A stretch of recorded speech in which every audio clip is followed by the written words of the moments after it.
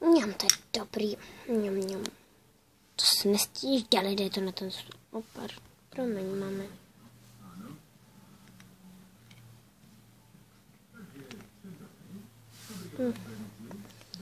Mňam. Bylo to moc dobré. Jsem ráda. Mami, může dneska k nám přijít kamarádka Sofie? No jasně, ale kdy? Po obědě a můžou nás i spát. Jasně, a kde? No přece o Emi, ne?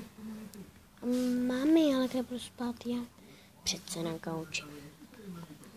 No, tak to za chvilku doufám, že přijdete, jo. Jdu si nahoru. Tak jdu. Já si taky jdu.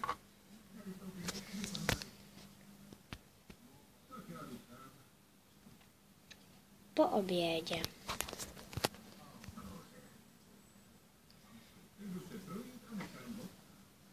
Cink, cink. Cink, cink. Kde to může být?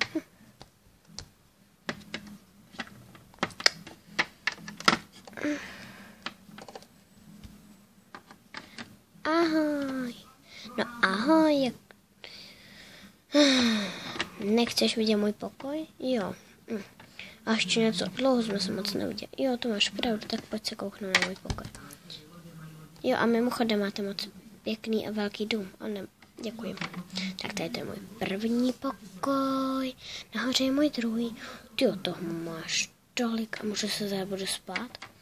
Já ti tam zavedu.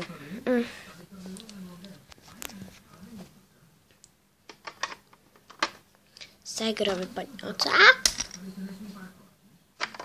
Tak, tady budeš spát. A tady je moje ségra. Nebude jí to vadit, ale ne, bude spát na gauči. To zkusím, jak je to. Jo, to je pohodlný. No.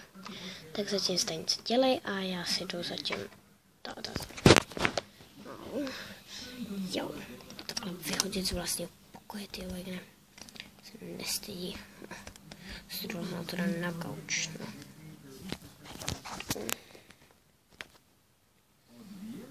Odpoledne. Teď mě stojí tak nutím. Mám nápad. Hop. Sáro. Co pak je? Já se tady nutím. Tak půjdeme ven, ne? Tak dobře.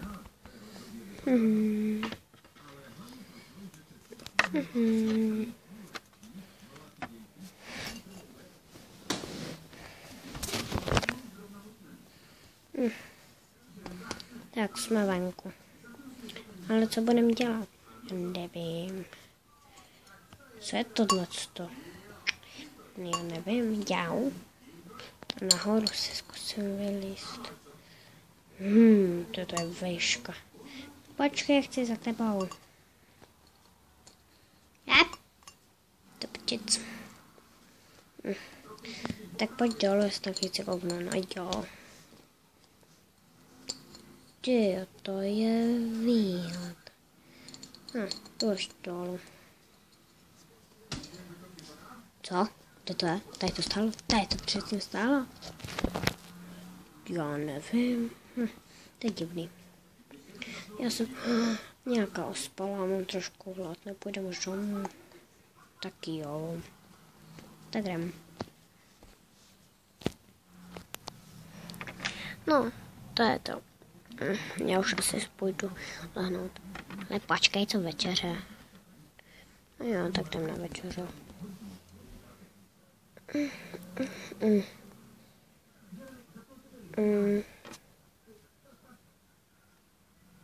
Tak. Mami, večeře. Asi něco bude. Ne, to donesu. Takhle to u vás jako vaří ségra. Je to normální. Tak tady kuře. A já si vezmu banán. Tak. Dobrou chuť. Mňam. Tak co chutnalo vám? Jo, bylo to vynikající. Jo, moc dobré. Já už si půjdu, jsem nějaká utáhná za tu práci, tady furt pro vás dělám. Já taky. Dobrá. Já můžu spát u té postele s tom bojem. No tak dobře, no.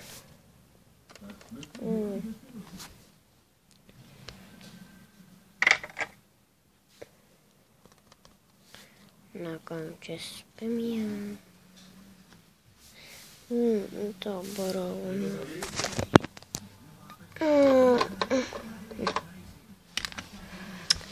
Jdu do krámu, aby to nezjistila, protože něco chci koupit a protože má dneska narozeniny. Kdybyste mě někdo má narozeniny, má Sára narozeniny, takže jdu do krámu něco koupit, který má objednané. Tak, tady to je ten nový dárek. Pěkné auto, protože už je 19. No, tam na ty, co chrápe, teprve 17, takže takhle. Tak auto, vám to ukážu takhle. No, snad se jí to bude líbit a já jdu spát.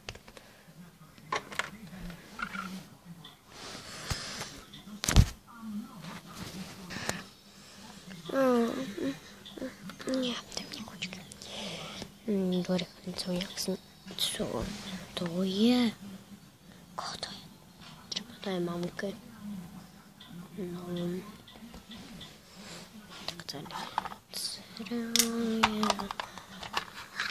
A já si vezmu kost. Tak. Ještě pitíčko.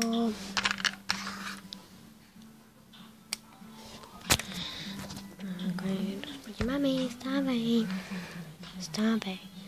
A jo, stává. Jau.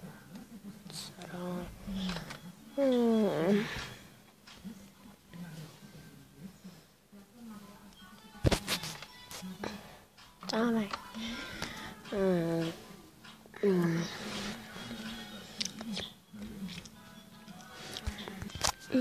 No, dobrý.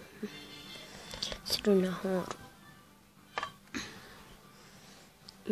Drahošku, máš dneska narozeniny, takže ti dáme dárek. No, pojď. Já jdu s tebou kouknu, co máš k dárku. Nekoukej. Mami. To je krásný. To je pro mě. Ano, to je pro tebe, miláčku.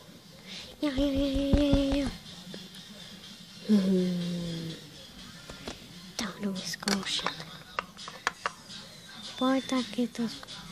No, máš už řidičáky, jo, prosím tě. Tak jdu.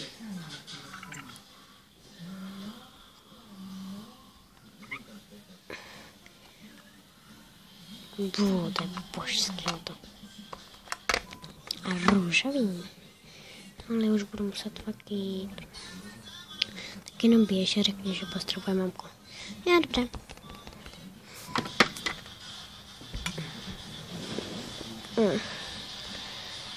A tak, snad si to líbí. Já hrávně moc. Nějaký bylo tak, tady můžeš projíždět a jdi si už do pokoje.